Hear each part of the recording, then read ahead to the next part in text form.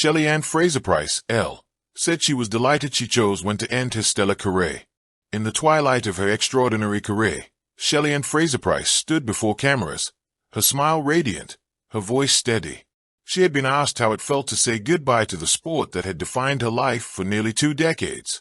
Her answer was simple, yet powerful. I am delighted that I chose when to end my career. In that moment, the world saw more than a sprinter.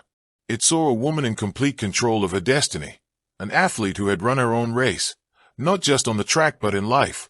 For years, fans had feared her departure would be dictated by injuries, defeat, or the rise of younger rivals. But no, Fraser-Pryce scripted her own ending, as precise and explosive as one of her trademark starts. This is the story of how she got there. Chapter 2. Roots of Fire. Waterhouse, Kingston. A place of resilience, rhythm, and relentless survival. It was here that young Shelly-Ann's feet first struck the ground in races that nobody timed. She was a girl with braids flying behind her, running barefoot to school, to markets, to nowhere and everywhere at once.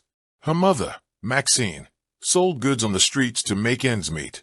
She taught her daughter 2 lessons: work hard, and never let circumstances define your worth. Those values became the blueprint for one of the greatest careers in athletics. When Shelly-Ann burst onto the world stage in 2008, it wasn't just Jamaica celebrating a sprinter. It was Waterhouse. It was every child who had dreamed in the dark. Chapter 3. Beijing and Beyond. The Beijing Olympics, 2008. A 21-year-old Shelly-Ann crouched in the blocks for the women's 100-meter final. Few expected her to win. Most eyes were on her more experienced teammates or American rivals. But when the gun fired, she exploded forward like a shot of lightning. By the 60m mark, she was gone. Across the finish line, she became the first Jamaican woman to win Olympic 100-meter gold. She didn't just win. She rewrote the nation's sprinting narrative. The nickname Pocket Rocket followed her from that moment. But what nobody realized then was that her rocket fuel wasn't speed alone. It was resilience, discipline, and joy. Chapter 4. Trials that tested her. Every great champion faces turbulence, and Shelly-Ann's path was no exception. There was a doping suspension in 2010, a painful scar on her reputation, though it involved medication for dental pain. Lesser athletes might have crumbled. She did not. She returned with sharper focus. Injuries plagued her 2016 Olympic run, leaving her with bronze instead of gold. Again, many whispered that her era was over. But Fraser-Pryce had other plans. She became a mother in 2017, stepping away from the track to welcome her son, Zian. The world assumed she was finished. Yet, like the champion she was, she returned to prove that motherhood and greatness were not mutually exclusive. Chapter 5. The Mummy Rocket. Her comeback in 2019 stunned the world. At 32, a mother, she won gold in the 100-meter at the World Championships in Doha. The sight of her cradling Zian as she celebrated became one of track's most enduring images. The Mummy Rocket was born. She kept running, kept winning, kept defying. At 34, she ran 10.63 seconds, making her the second fastest woman in history, behind only Florence Griffith Joyner. Age was supposed to slow her. Instead, it sharpened her. Nike campaigns celebrated her. Fans adored her. Rivals respected her. She had become more than an athlete. She was an icon of perseverance and motherhood. Chapter 6. Choosing the finish line. But even legends must one day step away.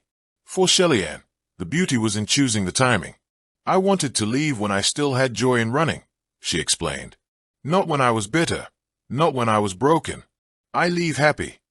Her words resonated because too often, athletes are pushed out by decline, by injury, by the weight of time. Fraser-Pryce refused to let the sport dictate her ending.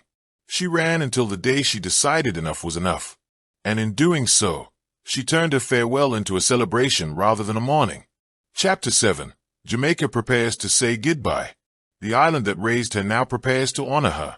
Plans are in place for parades in Kingston, tributes at the National Stadium, and commemorative murals in Waterhouse. Schools will hold Fraser-Pryce Days, where children run races in her honor. The government will award her national distinctions. Reggae artists will sing her name into songs. Because Jamaica doesn't just honor athletes, it immortalizes them.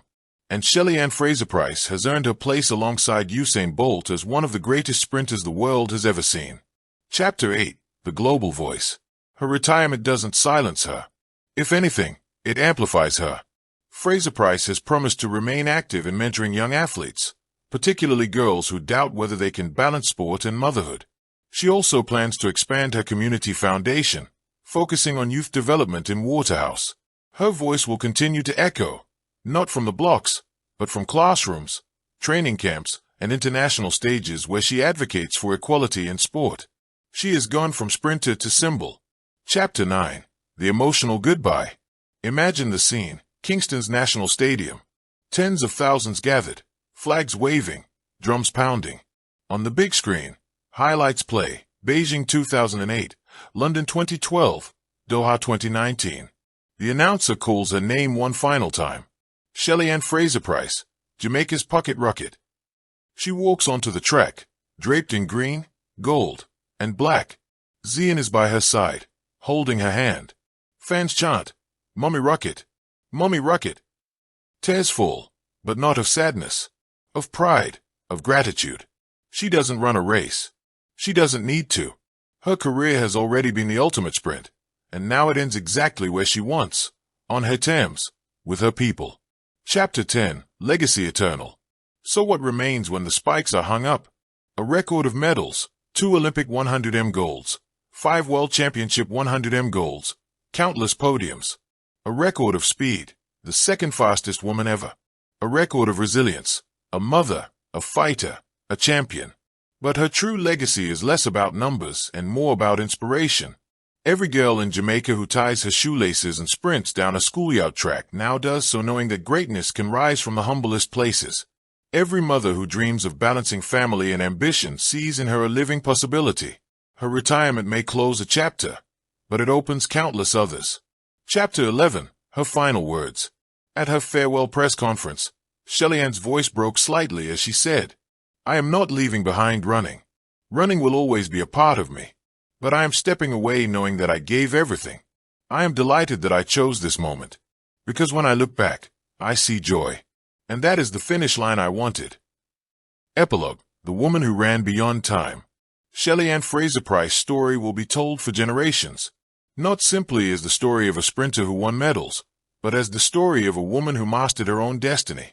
She began in Waterhouse, where dreams were fragile. She ended in stadiums filled with adoration, where her dream had become the dream of millions. And most importantly, she ended with a smile. She ended delighted. She ended free. Because the greatest victory of her career wasn't crossing a finish line. It was choosing when to stop. Thank you for watching. Please don't forget to hit the subscribe button, like and share. Till next time.